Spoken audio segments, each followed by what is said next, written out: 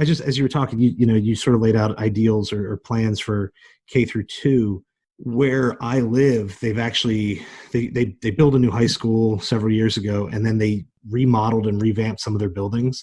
So the old high school is now the lower campus, and the old elementary school is the upper campus. So they now do, I think it's K through 2 or K through 3. I think it's K through 3 in the one building, and then grades 4 and 5 are in the other one. Now they're next to each other, but there's like a big field between them. So you're in different buildings. You're just on different ends of the campus. I think it's interesting organizationally. I think they're probably making very good use of the space available for a small county without having to build additional facilities. So in that way, it's fiscally responsible. Do you think that that's good developmentally to separate out the first half of elementary from the second half? So there's a lot of research about transitions, because there was probably 15 years ago we'll say, this idea of like kindergarten academies. So pooling all the kindergartens together and putting them in one spot. And so there's a lot of arguments why that's a good idea. Like, you're pooling all your resources. The teachers can work together. I think Mechanicsburg does that now, I believe. Yes, they do. Yeah. And they have been like the model for that. But then there's a major argument against that, in that creates an additional transition to schooling, because then kindergartners get to school and that feels like a big thing. Like, they get to school, they learn to ride the bus, they get there, they have teachers, they're there all day or whatever. That's one transition. Well, then once they've established themselves in that one transition, well, now they've got to transition again, because they've got to move to a new building with new teachers and learn new routines and new faces and new whatever. So then once you're there for 2 years, well, then you're moving again, because you're going to the intermediate building. So there is that theory of that, where all those transitions are difficult for kids that age.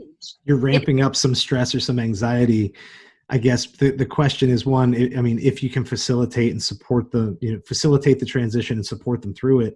The real question, and this is where we don't make a lot of, I'm not saying we make all bad decisions. I don't think we make a lot of really good decisions in education, though, because the only way to see how that plays out is to see the kids who go through all these transitions and then check on them as they're finishing high school or college, check on them when they're 30, and are they people that handle change better or worse than previously? Because if you just do it for 3 years, you go, I don't know, the kids seem weird about it. Like, remember this is not your end product. This is a step there. And so, I mean, I don't know what would be better or worse. I obviously have not read any of the research, but I thought it was an interesting use of the facilities. And then I heard that school is like that. Yeah. Like, my kids go to Dairy Township schools in Hershey. And so they have one campus for all the kids that go to Hershey. So they have a K1 building, a 2-3 building, a 4-5 building. Then you jump over and do 6, 7, 8, then 9 through 12. And it's all in one strip of land, like on one road. The elementaries, actually, when you look at it, it looks like one building, but they're just sectioned off into different areas. And so I've never taught in a place like that, but now I'm experiencing it with my kids. And it's interesting. There's good things and bad things in every situation, I would say.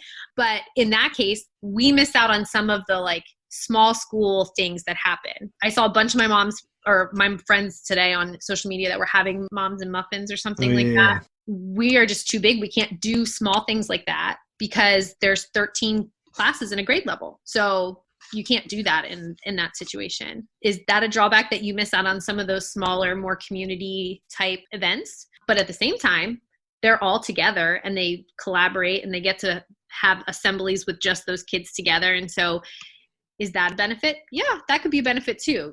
So I think it is a good use of space often. Yeah, I was going to say, like, resources, because you could buy less things and share them among more people, which I think is a budget-friendly thing. Yeah, when all your transportation's basically running to one location, when your maintenance crew doesn't waste time throughout the day bouncing around town. Like, I'm assuming that that's a tax-friendly plan. What's the trade-off, or is there a trade-off?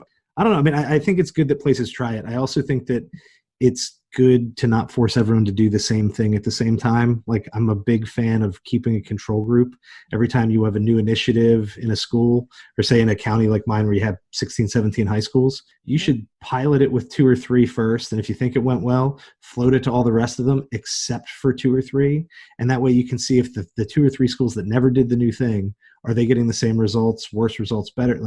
But when we do something, we tend to pilot it in like one school. and then the next year it goes countywide, and I understand that for simplicity and the rest, that's fine, but it also means that you can't easily tell if what you're doing is better, worse, or the same, and so having a school system plan their physical location differently is great, as long as in the end, we can figure out do we like it. You got to be able to compare it to something if you want to say you're actually trying to do this better or do it cheaper. I mean, whatever that end goal is, like, you got to have something to compare it to.